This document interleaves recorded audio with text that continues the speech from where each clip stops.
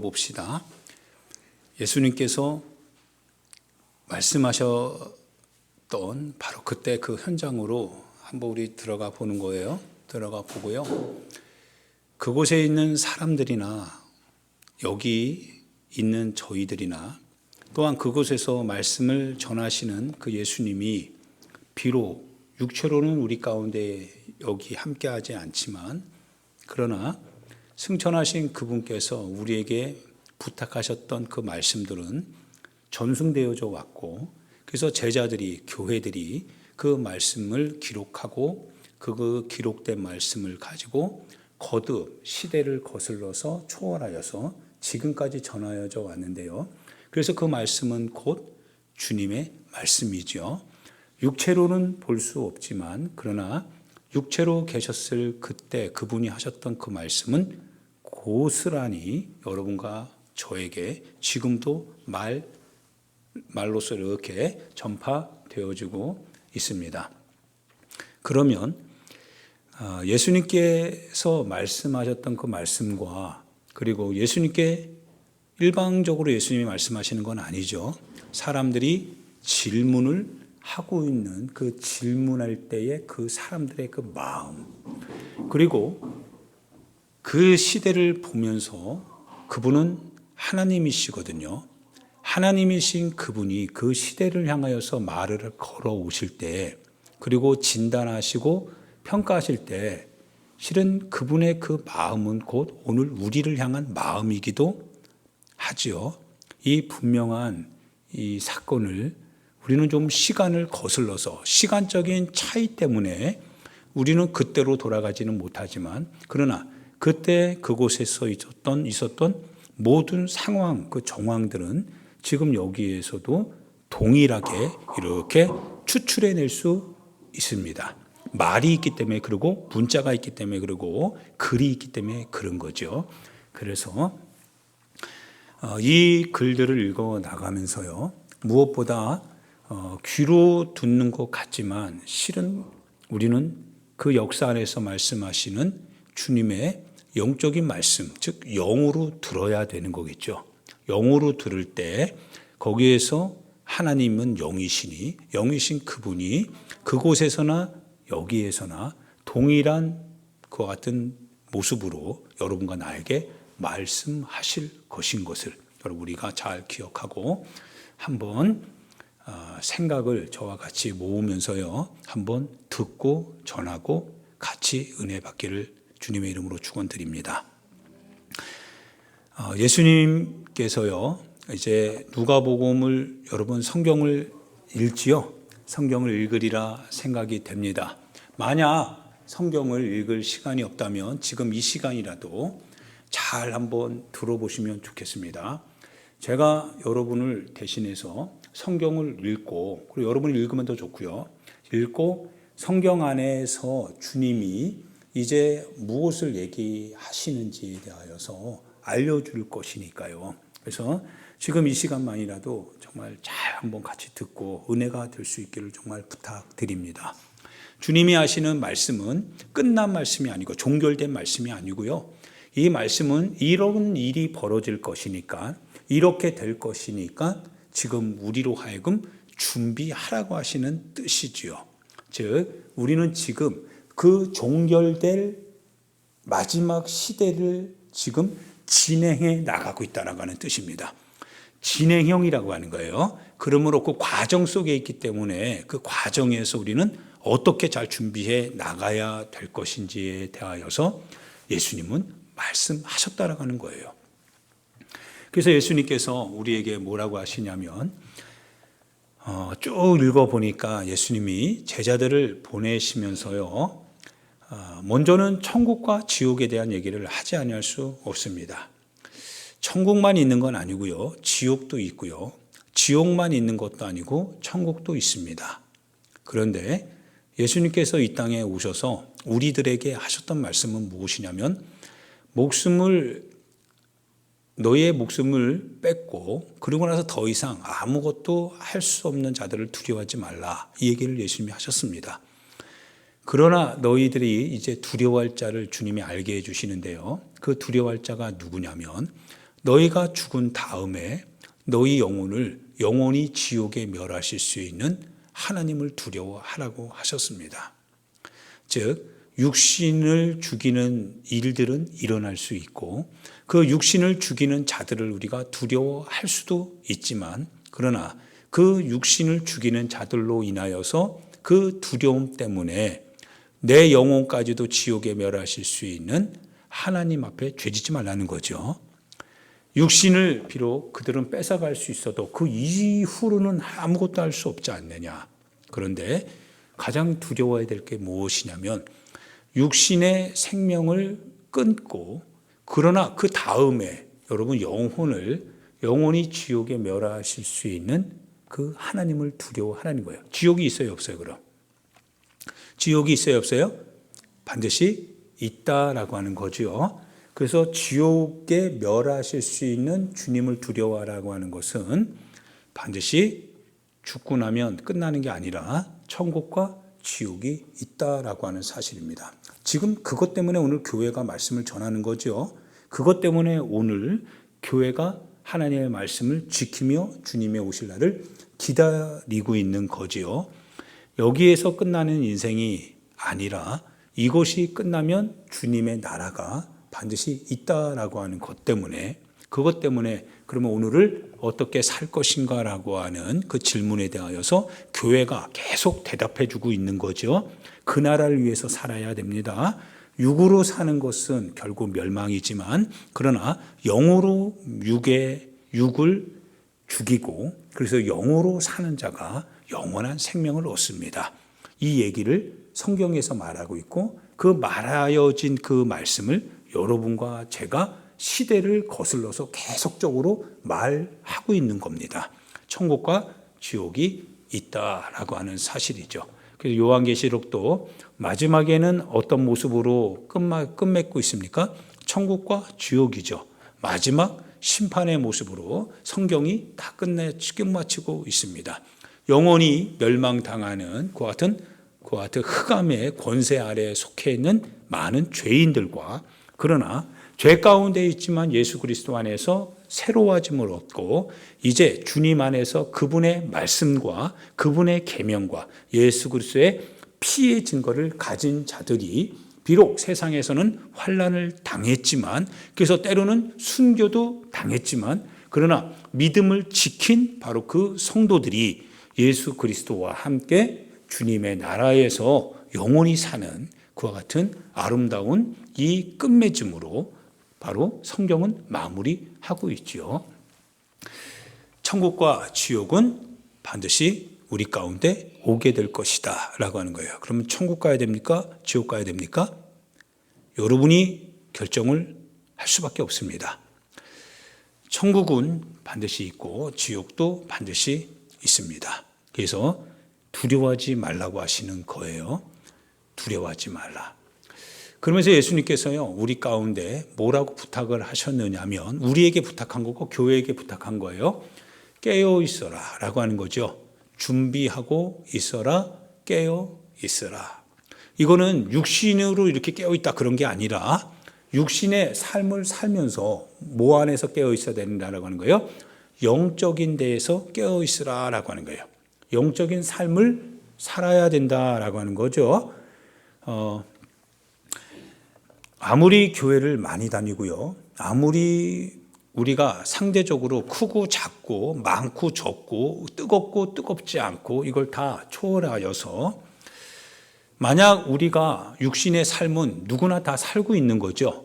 누구나 여기에 있는 사람이나 저기에 있는 사람이나 뭐 높은 데 있는 사람이나 뭐 낮은 데 처해 있는 사람이나 가난한 사람이나 부유한 사람이나 넉넉하고 평화롭고 많은 축복된 현장에 있는 사람이나 때로는 지금 지식할 만큼 고난받고 있는 사람에게서나 그 육신으로 사는 그 삶은 동일한 거죠. 그런데 아무리 많은 것을 가지고 있어도 허랑방탕하게 살고, 아무리 많은 것을 가지고 있어도요, 그러면서도 욕하고 탐욕하고 쾌락을 즐기고 육신의 소욕을 이루기 위하여서 오직 육신의 목표만을 위하여서 달려가기 위하여서 그래서 하나님의 뜻을 저버리고 그러면서 교회만 아무리 다니는 그와 같은 것보다, 그런 분들보다 비록 부족하고 어렵고 힘들고 고난받고 그리고 거친 인생을 살아가는 것 같지만 그래도 현장에서요, 하나님의 말씀을 지키기 위해서 말을 삼가고 욕하는 걸 금하고 자기 자신의 감정을 컨트롤하려고 발부둥치고 어떠하든지 간에 사람들에게 뭡니까? 선을 베풀려고 하고 무엇인가 사치보다는 함께 나누려고 하는 마음으로 그 고난 받으면서도 불구하고 그렇게 삶을 살아갈 때, 근데 그런 삶을 살게 하시는 분이 누구냐? 바로 말씀을 보니까 주님이 그렇게 하라고 하셨더라 이거예요. 그래서 그 말씀을 믿음으로 고백하고 따르려고 하는 중에 더 고통스러운 시간을 보내면서 그렇게 신앙생활을 한다면 육신의 눈으로 봤을 때는요, 평안, 행복, 쾌락, 즐거움, 방대함, 부유함, 실은 그 가운데서 죄 짓는 것보다, 그 가운데서 육신의 소욕을 챙기면서 사는 것보다 차라리 조금 부족하지만, 조금 열악하지만, 조금 가난하지만 그럼에도 불구하고 내게 주시는 시간 속에서 하나님의 뜻을 위하여 비록 지금 그들보다 더 고난 가운데 있고 더 위로를 받아야 하는데도 불구하고 또 다른 누군가를 위해서 위로하려고 발부둥치는 이러한 신앙생활하는 이러한 사람, 실은 우리는 이런 얘기를 들으면 너무나 뻔한 거죠. 하나님의 나라가 우리 가운데 와서 우리를 고른다고 한다면 누구를 고를 수 있겠습니까? 바로 나를 위하여서 그 주님의 길을 가려고 발부둥치던 그 사람을 실은 주님이 고르시겠죠. 그렇게 하실 것이다 이거예요. 예수님께서 오늘 이 땅 가운데 이제 살아가시면서요, 우리의 육신의 몸을 입고 이 땅을 살아가시면서 많은 사람들 앞에서 하나님의 말씀을 전했습니다. 하나님의 나라를 선포했습니다. 그 말씀을 가르쳤습니다. 그들은 정말 행복했을까요? 그들은 정말 하나님으로부터 듣는 말씀 아니겠어요? 그러면 하나님으로부터 직접 듣는 그 말씀을 인하여서 그들은 한결같이 예수님을 다 따라갔을까요? 그런데 성경을 보면 바로 그들이 예수님을 죽였잖아요. 바로 성경을 보면 그들이 예수님을 핍박했죠. 그들이 예수님을 모욕했고요. 그들이 예수님을 시험했죠. 여러분이나 아니면 저나 그리고 그때 그 사람들이나 별반 다를 건 없을 것 같습니다. 즉 다른 말로 말하면 지금 어디에서 신앙생활을 하고 있든지 간에 바로 내 자신이 어떠한 태도를 가지고 신앙생활을 하고 있느냐가 실은 그게 중요한 거죠. 그 중에서 많은 사람들이 다 예수님을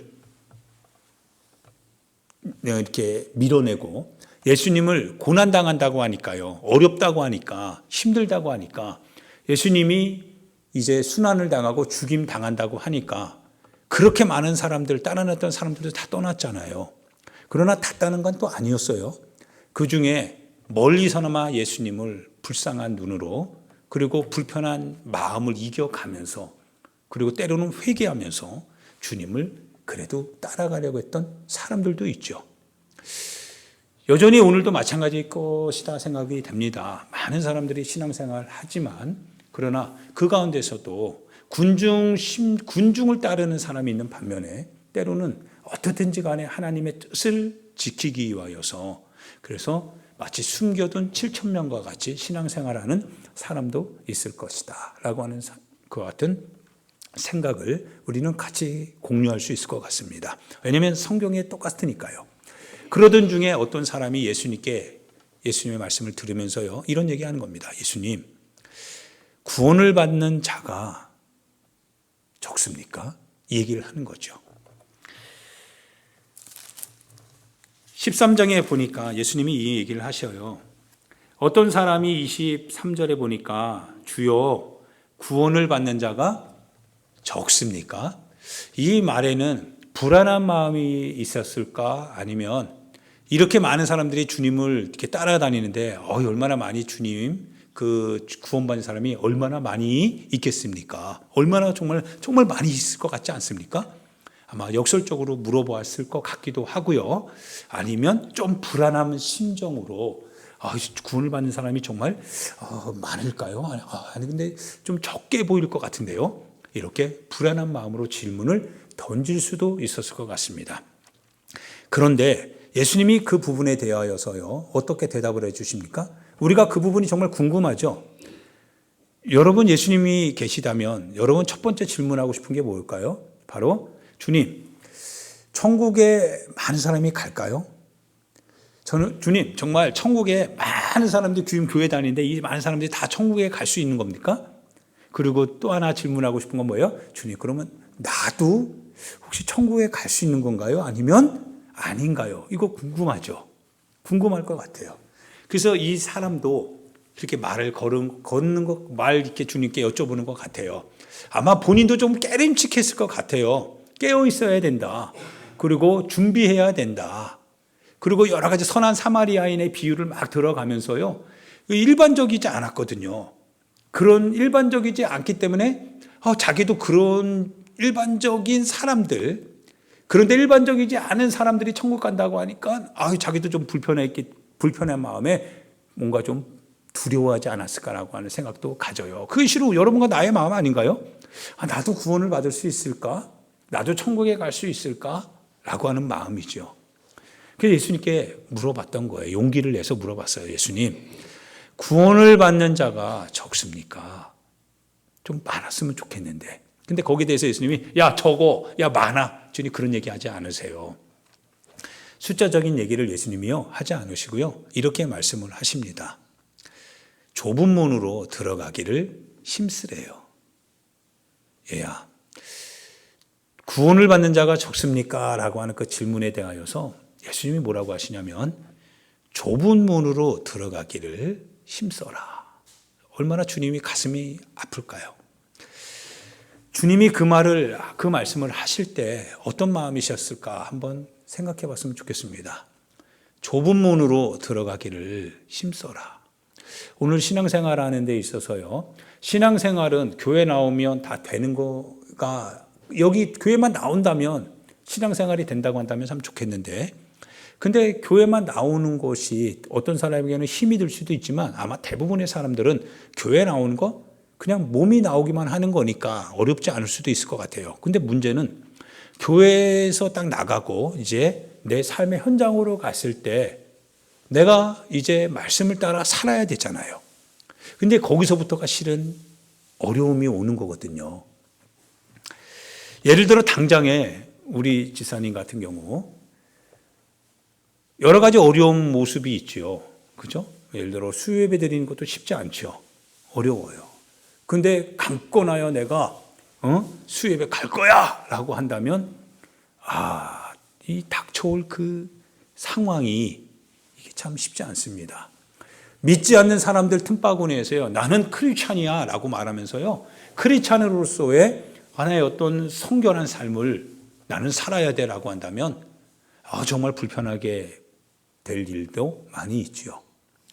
정직하게 뭔가를 이렇게 해야 되는 걸 우리 양심이 아는데, 그런데 그렇게만 살다간 이거 쫄딱 굶어 죽기 십상이다 이거예요. 피해볼 거 뻔하다 이거예요. 그러다 보면 어때요? 양심적으로 알면서 양심을 조금 누르는 경우도 있지요. 좁은 문으로 들어가기를 힘쓰라라고 하는 이 말씀이요, 교회만 잘 다녀라 이런 건 아닌 것 같아요. 교회 안에서는 말씀을 듣지만, 그러나 들은 그 말씀을 가지고 이제는 내 삶의 현장에서 살아야 되는데요, 이제부터 좁은 문으로 들어가기를 힘써야 된다는 거예요. 즉 하나님의 말씀을 들었으면 그 말씀을 따라 내 삶의 현장에서 살아내야 된다는 거예요. 근데 그게 좁은 문이라고 하는 거예요. 근데 그걸 가지고 예수님이 애쓰라, 힘써라 그래요. 편안하게 살면 좋겠는데 좀 적당한 선에서요, 타협하고 절충하면 어렵지 않잖아요. 대충 나와 코드가 맞는 사람들끼리 내가 어떠한 일을 행하여도 그 내 행위에 대하여서 왈가왈부하지 아니하고 그냥 하나님의 은혜 안에서 이렇게 덮어주면 좋잖아요. 그분의 사랑 안에서 늘 우리의 마음을 위로해 주면 참 마음이 편할 텐데 그러면 좋잖아요. 그러면 참 신앙생활하기 어렵지 않죠. 그 모임은 사랑이 많고 긍휼이 넘치고 그리고 그 모임은 뭐예요? 나를 위로해 주는 넘치는 것 같은 이 교제로 인하여서 편할 수 있잖아요. 그런데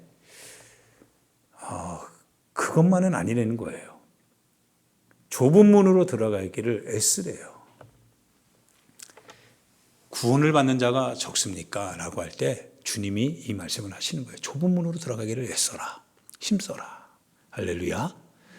이게 여러분과 내가 가지고 있어야 될 평생 신앙의 표입니다. 천국과 지옥이 다가올 때요.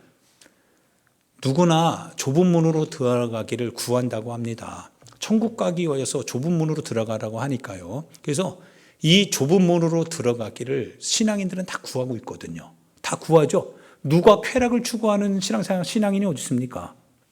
맞지 않습니까? 교회 다니면서 다 좁은 문으로 들어가기를 여러분 다 알고 있잖아요. 거기로 가야 생명이라고 하는 걸 알고 있잖아요. 그걸 실은 여러분이 구하고 있잖아요. 그런데 예수님이요, 더 이런 얘기를 해요. 좁은 문으로 들어가기를 힘써라 라고 하면서요, 구하여도요, 못 들어가는 사람이, 못하는 사람이 많다. 이 얘기를 예수님이 하세요. 제가 한번 읽어볼게요. 24절에. 좁은 문으로 들어가기를 힘쓰라. 내가 예수님께서 너희에게 이르노니 들어가기를 구하여도 못하는 자가 많답니다. 그러면 저는 이렇게 질문이 던져졌습니다. 오늘 새벽 3시쯤에 딱 눈을 떠가지고요, 이제 말씀을 좀 더 묵상해 봤어요. 너무 답답해요. 왜 우리는 들어가기를 다 구하잖아요. 여러분과 제가 하나님의 나라에 들어가는 길, 좁은 길, 그래서 실은 우리는 구하고 있거든요. 그런데 예수님이 뭐라고 하시냐면, 괜찮아, 구하여도 들어갈 수 없는 자가 많다. 도대체 무슨 의미로 예수님이 그 말씀을 하셨을까? 궁금하지 않습니까? 여러분과 제가 교회에 와서 다 뭐 하는 거예요, 지금? 하나의, 지금은 몸이 움직이지 않죠. 영적으로 지금 주님 앞에 나아가고 있는 거죠. 예배 드리고 있습니다. 예배를 통해서 하나님께 찬양하고, 예배를 통해서 하나님께 기도하고, 예배를 통하여서 여러분의 하나님의 말씀을 듣고 그 말씀에 여러분의 영혼이 반응하기도 하죠. 이건 실천의 문제와 다릅니다. 이제 실천의 문제는 뭐예요? 여러분이 이제 신앙으로 신뢰하였다면 그 신뢰를 가지고 믿음으로 고백하여 순종하는 거죠. 이제 행동하는 거예요. 그건 이제 여러분이 육체로 살아가는 삶에서 나타날 열매들입니다. 근데 그렇게 여러분은 다 구했어요. 근데 막상 현장에 딱 나가면 그거를 구하였으면 행하여서 마치 좋은 밭에 떨어진 씨앗과 같이 열매를 맺으면 되는데, 근데 구하여도 못한다는 거예요. 구하여도 못하는 사람이 많다. 들어갈 수 없는, 그 구하여도 들어갈 수 없는 그 같은 좁은 길로 못 들어가는 사람이 많다라고 하는 얘기를 해요. 그러면 이런 마음이 들어요. 왜 주님 못 들어갑니까? 왜 그들이 좁은 길을 구하였는데, 그게 신앙의 우리의 첫 번째 신앙 생활인데, 그런데 왜 주님 구하였는데 왜 못 들어갑니까? 행동하면 되는 거 아니겠습니까? 실천하면 되는 거 아니겠습니까? 견디면 되는 거 아니겠습니까? 말씀대로 참고 그냥 그대로 실천하면 되는 거 아니겠습니까? 그게 애써야 된다는 거예요. 그러면 왜 애를 써야 됩니까? 뭔가 저항하는 게 있는 거죠. 뭔가 순탄하지 않는 뭔가 거친 뭔가가 있다는 거예요. 그게 우리를 계속 저항하게 한다는 거예요. 못하게 한다는 하나의 반대 세력이 있다는 거죠. 그래서 힘써야 된다는 거예요. 예수님께서요, 이 비유를 하셔요. 곰곰이 이제 뒷장을 쭉 읽어보게 되는데 예수님이 이러한 비유를 하시더라고요. 천국 혼인잔치가 펼쳐졌습니다. 천국 혼인잔치를 이제 딱 펼치고요. 천국 혼인 초청장을 가지고 있는 사람들이 있잖아요. 초청장을 가지고 있는, 실은 그게 여러분과 저죠. 초청장을 가지고 있는 사람을 향하여서 이제 주인이요, 다 잔치가 준비되어졌으니까 이제 불러야 될 거 아니겠어요. 그래서 종들을 다 천사들을 보낸다고 합니다. 천사들을 보내가지고 천국 혼인잔치, 이 천국에 들어가는 바로 그 시점이 됐다. 이제 여러분들 지금부터 내 혼인잔치에 오셔야 됩니다. 자, 오십시오, 오십시오, 오십시오 했다는 거예요. 초청장을 가지고 있는 사람이 먼저 우선순위가 있습니다. 여러분들에게 먼저 오라고 했대요. 그러면 적극적으로 가면 되잖아요. 근데 문제가 생겼어요. 예상치 못했어요.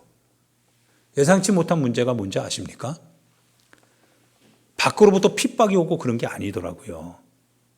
핍박이 오고 고난이 닥쳐오고 막 그런 게 아니라 보니까 내부적인 내적인 문제예요. 우리 개인의 문제예요. 여러분 너무나 잘 알고 있죠. 첫 번째는 뭐예요? 내가 소 5결의를 샀다는 거예요. 그래서 이 소 5결의를 사가지고 10마리죠. 한 결의가 2마리인 것 같으니까요. 그래서 그거를 어떻게 해야 돼요? 테스트 해봐야 될 거 아니에요. 테스트하는 게 더 바쁘다, 더 급하다는 거예요. 정말 테스트하는 게 더 급합니까? 근데 그렇다는 거예요. 너무나 놀랍죠. 그 두 번째 어떤 사람에게 갔더니요. 그 사람은 뭐라고 하냐면 나는 지금 시집 장가 들었다는 거예요. 그래서 나 지금 못 간다는 거예요. 어떤 사람은요, 사업차, 내가 지금 일이 누군가와 만남이 계획되어 있대요. 그래서 그거를 빨리 해결해야 된대요. 그래서 나는 이걸 해결하기 위하여서 지금 못 간다는 거예요. 야, 이럴 수 있나요? 그러자 초청했던 그 임금이 대노했어요. 다 못 들어온답니다. 때로는 이런 거겠죠. 오늘 하나님의 나라가 온다고 해도요. 나 오늘 직장 가야 되잖아요. 나 오늘 돈 벌어야 되잖아요. 나 오늘 누군가와 만남이 있거든요. 그리고 내가 지금까지 원했던 걸 난 지금 이루어야 되거든요. 지금 내가 관계되어져 있는 많은 사람들과의 관계 속에서 내가 약속된 뭔가를 지금 먼저 이루어야 되거든요. 그게 우선순위거든요. 난 지금 시험 봐야 되거든요. 난 지금 뭔가 내가 이거를 해야지만 뭔가를 내가 수익을 얻을 수 있거든요. 그래서 이거 먼저 해야 될 것 같습니다. 그러니까 주님의 그것이 내가 구하여 왔던 첫 번째 목적이었던 건 사실이지만 조금 좀 양해해 주세요. 이렇게 한다는 거예요.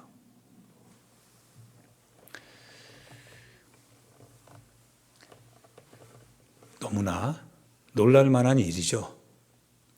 저항에 부딪히는데요. 그 저항이 밖으로부터 오는 게 아니라 실은 우리의 속에 있는 마음이었다는 거예요.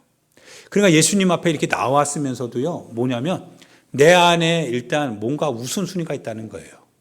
그래서 요게 딱 걸리면 아마 여러분 교회 오늘은 못 나올 수도 있었다는 거예요. 근데 요게 안 걸리니까 나왔다는 거예요. 이해됩니까? 요게 걸리면 못 나오는데 요게 안 걸려서 나왔다는 거예요. 마음이 찔리지 않아요? 저도 목회자이니까 그럴 수 있는 거죠. 어떻게 보면. 의무감으로 책임감으로. 그럴 수 있는 거 아니겠어요? 근데 의무감과 책임감이 없으면 너도 어떻게 될지를 모르는 거 아니겠느냐. 여러분의 삶에 있어서 자녀들의 문제가 예를 들어 뭔가 막히게 되면 그거 해결하느라고 뭐예요? 잠시 하나님의 나라 내려놓을 수도 있다는 거죠.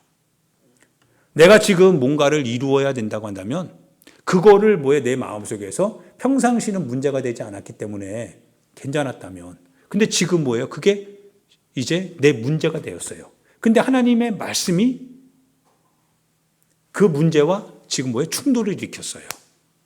그러면 충돌을 일으킬 때 좁은 문으로 들어가기를 애써야 되는 거는 하나님의 말씀을 지켜가는 거죠. 근데 나는 그렇게 구하였거든요. 지킬 줄 알았거든요. 근데 그 문제에 딱 봉착하니까 이거 보니까 나도 아니더라 이거예요. 바로 이때 뭐 해야 된다는 거예요? 좁은 문으로 들어가기를 힘써야 된다는 거예요. 내 자신과 싸워야 된다는 거예요. 내 육체와 싸워야 된다는 거예요. 그런데 결과적으로 어떻습니까? 결과적으로 초청장을 가지고 있었던 사람들이요, 다 자기 일로 인하여서 주님의 초청을 거절했다는 거예요. 실제적으로.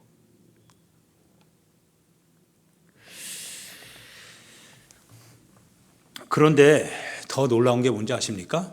이거는 주님이 지금 그렇게 할 것이다 라고 하는 게 아니라요, 그렇게 될 것인데 어떻게 그러면 여러분들이 이 사건의 결과를 여러분이 미연에 방지할 수 있느냐, 이렇게 경고하시는 것 같아요. 집주인이 이제 딱 일어납니다. 집주인이 일어나서 25절에 한번 눈으로 여러분을 보고 제가 읽어드릴게요. 집주인이 일어나 문을 일단 한 번 딱 닫으면, 그러면 너희가 밖에 서서 문을 두드리며 주여 열어주소서 한답니다. 주여 열어주소서, 그러니까 아는 거죠. 주님을 알고 있는 거예요. 모르는 사람들에 대한 얘기가 아닙니다. 그러면 그 안에 있는 집주인이 대답하여 이르되 뭐라고 하시냐면, 나는 너희가 어디에서 온 자인지 알지 못하노라, 이렇게 얘기하신답니다. 그러자 우리가 어떻게 말하냐면 이렇게 얘기한대요. 그때 너희가 이렇게 얘기한대요. 자, 집주인, 주님이 우리 보고 이제 문을 주님이 딱 닫았어요. 문을 딱 닫았습니다. 그래서 우리가 문을 닫은 다음에 이제 가야 되겠다. 이제 다시 좀 가야 되겠다라고 해서요, 주님 앞에 문 열어주세요라고 이제 고백을 한다는 거예요. 주님의 이제 끝났는데 주님이 이제 초청을 하고 잔치를 열고 우리를 이제 마지막 최종 그 부르심으로 우리를 부를 때 우리가 그거를 놓쳤다는 거예요. 그래서 결국은 천국 문이 딱 닫혔다는 거예요. 근데 우리는 여전히 우리잖아요. 밖에 있는 우리라고 할지라도 여러분과 나는 우리 자신이잖아요. 그러면 천국 가야 돼요? 지옥 가야 돼요? 어떻든지 간에 그 문 안으로 들어가야 되잖아요. 그래서 마음이 좀 뭔가 좀 바빠질 것 같아요. 그래서 비로소 이제 깨닫고서 이제 문을 막 두드리는 거예요. 막 두드리면서 주님을 너무 잘 아니까요. 성경대로 이렇게 이루어지는 거구나 라고 하는 거를 이제 추후에 깨달았으니까. 그래서 이제 문을 막 두드린대요. 문을 두드리면서 주여 열어달라고 한대요. 평상시는 교회 좀 늦게 와도 문 열어주잖아요. 조금 신앙생활 오늘 뭐 주일날 못 나와도 다음 주에 막는 사람이 있나요? 그러지 않죠. 나올 수 있잖아요. 교회가 뭐 하나 출석 체크하면서 이번 주 못 나오면 다음 주 절대 못 들어와, 이런 경우 없죠. 그러다 보니까 뭐예요? 한 달에 뭐 한 번 정도 빠지고, 그게 이제 연례적으로 바뀌어서 무슨 모임이 있으면, 행사가 있으면, 어떤 계획이 있으면 빠지는 거는 그냥 이제 습관이 되기도 하고 그러지 않습니까? 현장에서의 신앙생활을 그렇게 하는 것처럼 이제 주님의 나라에 가도 그렇게 될 줄 우리가 알았을 것 같아요. 그래서 기본기가 중요한 것 같습니다. 그래서 이제 문을 두드려요. 문을 딱딱 두드리는데 안에서 뭐라고 하시는지 아십니까? 하나님이시죠. 예수님이 하시는 얘기니까요. 우리는 여기 있는 사람들입니다. 우리가 막 두드려요. 정말 마음이 급하잖아요. 좀 늦었지만 그래도 문 열어줬잖아요. 오늘 좀 못했지만 다음 주 할 수 있잖아요. 그래서 문을 막 두드려요. 주여 열어달라는 거예요. 그런데 우리가 이렇게 얘기합니다. 주님, 우리는 주님 앞에서 먹고 마셨습니다. 우리 주님 앞에서 먹고 마셨어요. 함께 성만찬 공동체로서 같이 했죠. 그리고 주는 또한 우리의 길거리에서 어떻게 했습니까? 우리의 삶에서 주님은 우리에게 말씀해 주셨고 가르쳐 주셨거든요.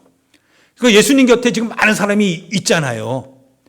그 당시 예수님 곁에서 예수님이 가시는 길에서 예수님이 항상 말씀을 전할 때마다, 하나님의 나라 복음을 전할 때마다 얼마나 많은 사람이 있었어요. 수많은 사람들이 막 몰려다녔잖아요. 그 많은 사람들이요, 예수님 지금 이 비유하는 거예요. 우리가 주님과 함께 먹고 마시기도 했고, 오병이어를 통하여서 성만찬 공동체로서, 그리고 주님의 목소리를 듣고 그 목소리를 우리가 배우기도 했고, 이런저런 교제와 이런저런 성역 공부와 이런저런 설교와 많은 걸 들었습니다. 그리고 주님 그 목소리 속에서 우리는 알았습니다. 그러니까 주님 문 열어 달라는 거예요. 좀 늦었지만 좀 그래도 문 열어 달라는 거예요. 그런데 27절에 단호하십니다. 그 안에서여 집주인이 너희에게 말하여 이르되 나는 너희가 어디에서 왔는지 알지 못하노라, 이 말씀을 하세요. 그러면서 악을 행하는 사람들이래요. 악을 행하는 사람들이래요. 무슨 뜻일까요? 여러분이 잘못을 했어요. 여러분이 주님의 말씀을 여러분이 어겼습니다. 작든 크든 여하튼 간에 하나님의 계명, 주님의 눈으로 봤을 때는 조금 불편한 게 맞아요. 그런데 하나님의 은혜로, 하나님의 사랑으로 그거를 덮어주면 그게 선이 되는 걸까요? 그건 선한 겁니까?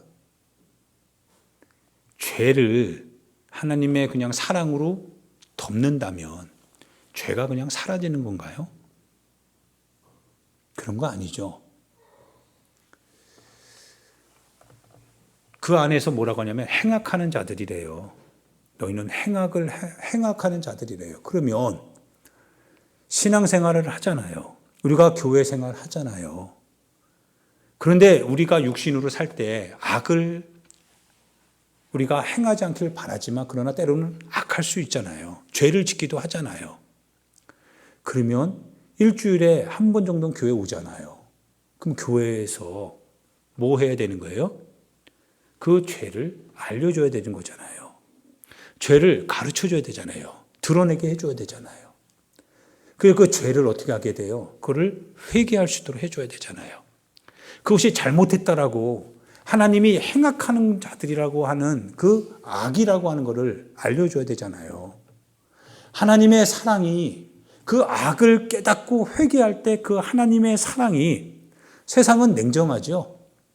세상은 냉정해서 악에 대해서는 심판하거든요. 그래, 너 사정은 알지만 그래도 네가 잘못한 건 잘못한 거야. 갚아. 그러잖아요. 근데 하나님의 사랑은 뭐예요? 그 값은 주님이 치렀다 이거예요.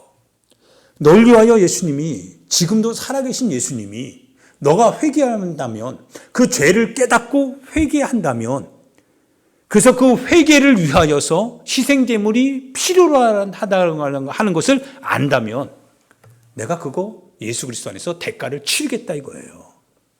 그래서 내 죄, 회개하는 내 죄를 주님이 덮어주시겠다는 거예요. 그게 하나님의 사랑이죠.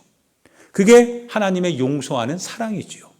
그런데 회개하지 않는, 반복되는, 알면서, 양심적으로 알면서 계속적으로 그거를 무기력하게 그냥 방치하는 것을, 그를 하나님의 사랑과 하나님의 은혜 안에서 덮는다면, 그래서 그 사랑과 그 은혜를 힘입어서 비록 잘못해도 하나님은 나를 사랑하니까 그분은 위대하시다라고 반복적으로 세뇌시키고, 그래서 교회는 정말 따뜻한 곳이야.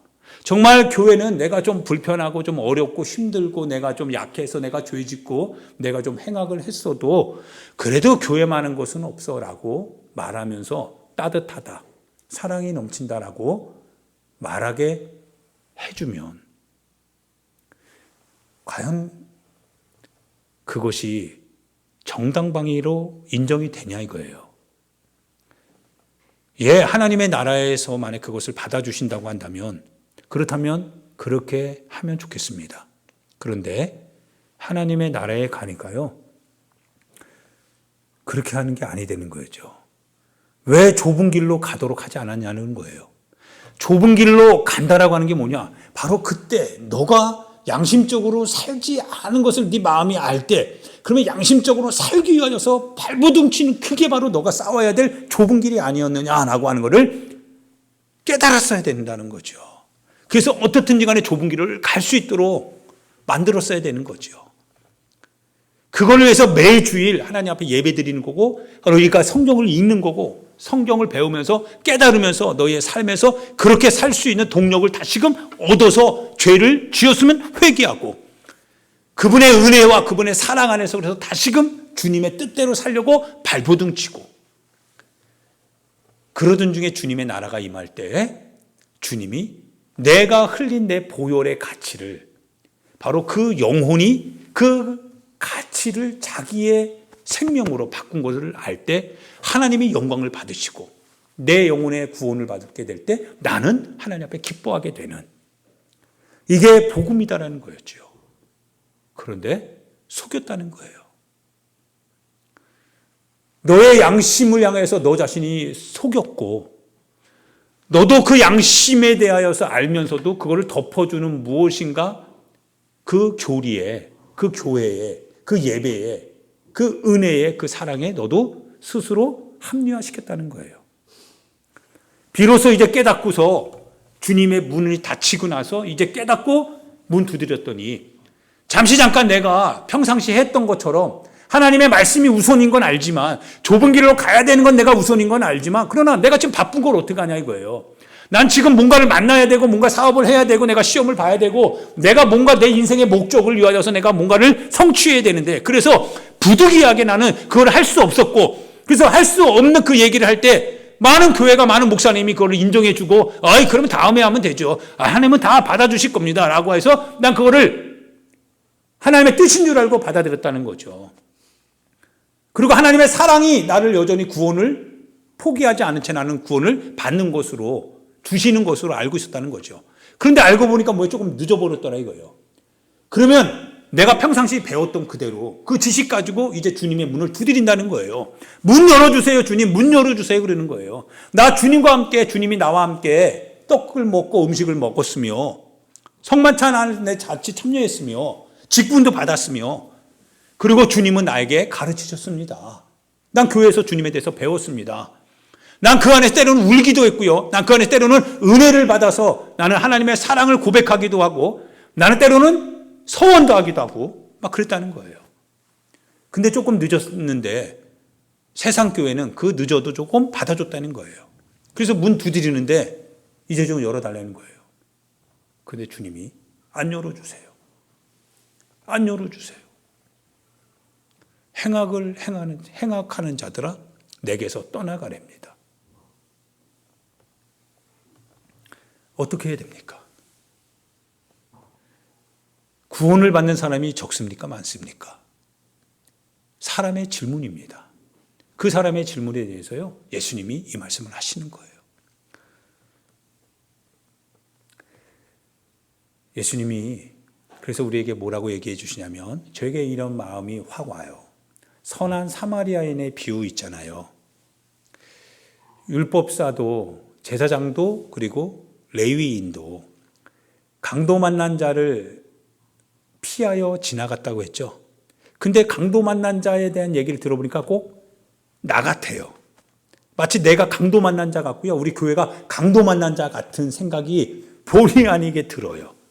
왜냐하면 누군가 이 아픔을, 누군가 이제 자기의 어떤 기름과 포도주로요, 이걸 좀 덮어주고, 좀 고쳐주고, 좀 숨 쉴 수 있도록, 지금은 고침을 받고 싶거든요. 뭔가 치유를 받고 싶거든요. 근데 그렇게 우리가 부르짖었던 제사장들, 우리를 그렇게 하나님의 사랑과 은혜, 자비, 뭐 이런 많은 것들로 이 한국교회에 충만하잖아요. 그런데 내 주변에, 내 주위에, 우리 교회 곁에 손 내밀어서 여비까지 내어주면서 돌보줄 수 있는 교회, 성도, 목회자 찾아보려니까 그게 없더라 이거예요. 잘 안 보이는 것 같아요. 강도 만난 자인데요. 강도 만난 교회인데요. 레위인도 지나가요. 제사장도 지나갑니다. 근데 예수님이 뭐라고 하세요? 어떤 한 사마리아인이요. 사마리아인은 그 당시로 말하면 그 이방인이죠. 개 같은 사람입니다. 전혀 복음 안에 있을 사람이 아니거든요. 근데 그 사람이요. 예루살렘으로 여행 왔다가 돌아가는 길에 이 강도 만난 자를 보고요. 어떻게 여겼어요? 불쌍히 여겼대요. 좀 불쌍히 여김을 받았으면 좋겠습니다.